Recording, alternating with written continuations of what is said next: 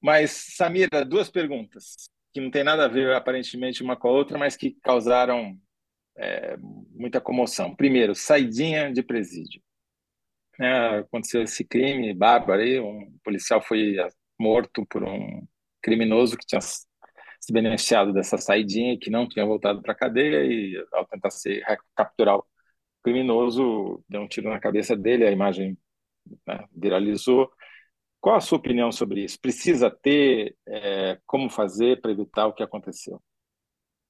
Então, os dados que a gente tem disponíveis, Toledo, mostram que o percentual de, enfim, pessoas, né, de presos que não retornam, por exemplo, ao estabelecimento prisional na saidinha, ele é mínimo, ele é algo em torno de 5%, né? Pensando na política como um todo e, enfim, me parece que a gente deveria debater melhor especialmente os critérios para quem tem direito a essa saidinha, né? Acho que o problema em si não é a saidinha, se a gente for considerar o perfil do preso no Brasil, né? A gente tem um desafio, um problemão, inclusive, que a gente tem muita gente presa por crimes de menor potencial ofensivo, né? De furto, de tráfico de drogas, ou pessoas que às vezes são dependentes químicos e caem aí na conta do tráfico de drogas, e uma baixíssima capacidade de prender homicidas, porque não consegue esclarecer crime, né? Então,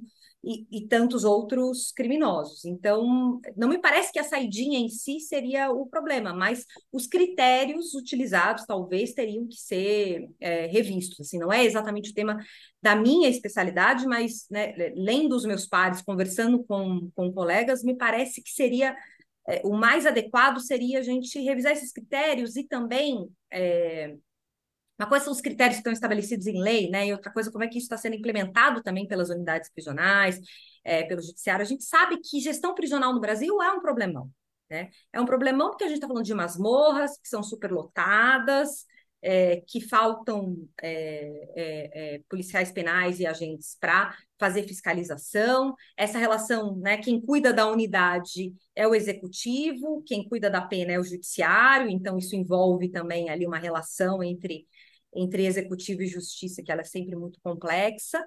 Então, não vai ser um problema do futuro Senasp, né? A gente também não sabe quem vai ser o secretário, que é do Alcenapen, que é a secretaria que cuida da política penitenciária nacional.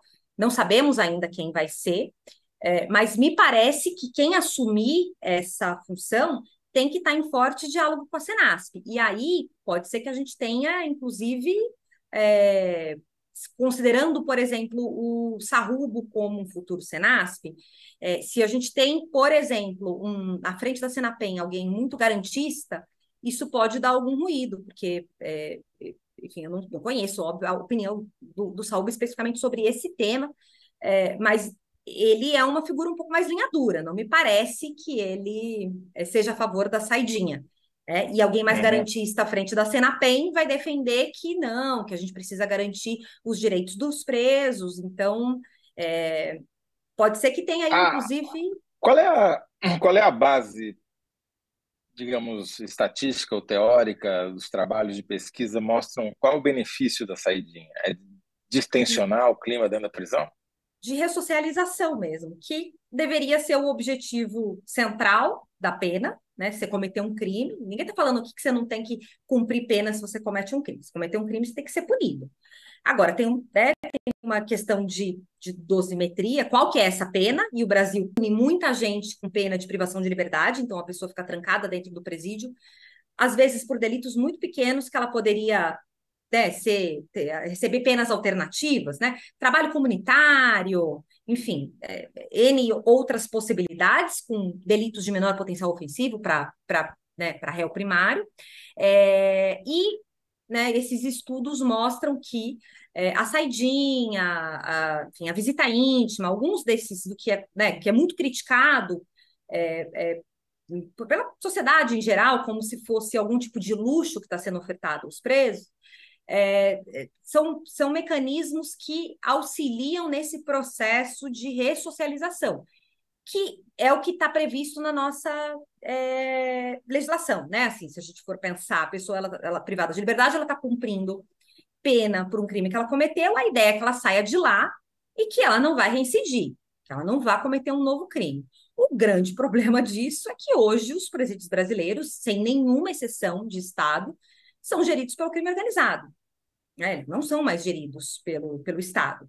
E são geridos pelo crime organizado, para quem, né, não conhece muito do tema, ou não acompanha muito o tema, eles são geridos pelo crime organizado, pensando a gestão cotidiana, mas não só.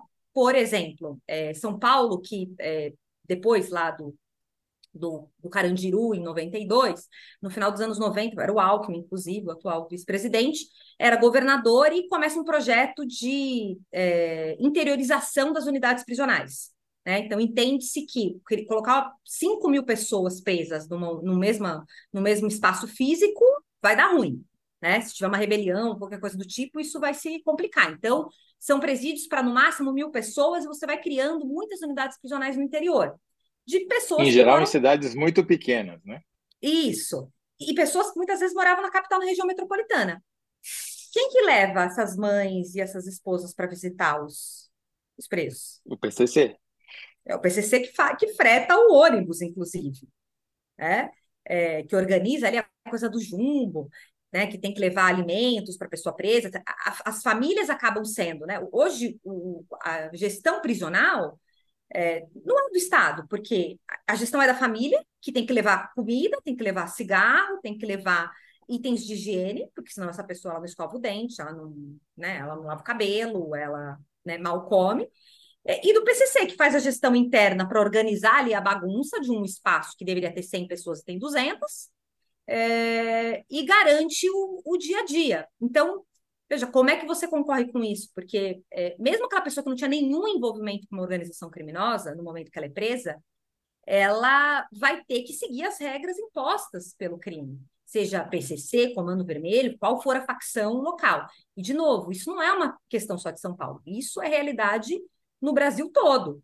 Então, se a gente quer falar de enfrentamento ao crime organizado, a gente necessariamente precisa falar de presídios, porque as facções no Uhum. Brasil são de base prisional.